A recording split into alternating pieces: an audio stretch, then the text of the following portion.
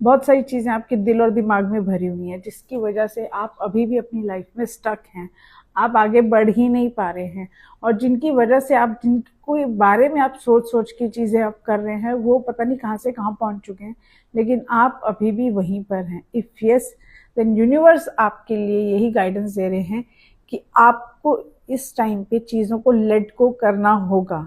जो भी आपके दिल में है, दिमाग में है, उनको बाहर निकालना होगा। नहीं तो आप जैसे स्टक्ड हैं वैसे ही स्टक रहेंगे, परेशान रहेंगे, सोचते रहेंगे और अपनी हेल्थ खराब करते रहेंगे, अपना घर खराब करते रहेंगे, अपने नेचर को खराब करते रहेंगे।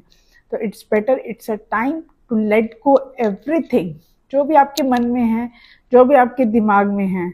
और आप देखेंगे कि आगे आपके लिए जो फ्यूचर है, जो आपका आगे वाला टाइम है, वो बहुत बढ़िया है।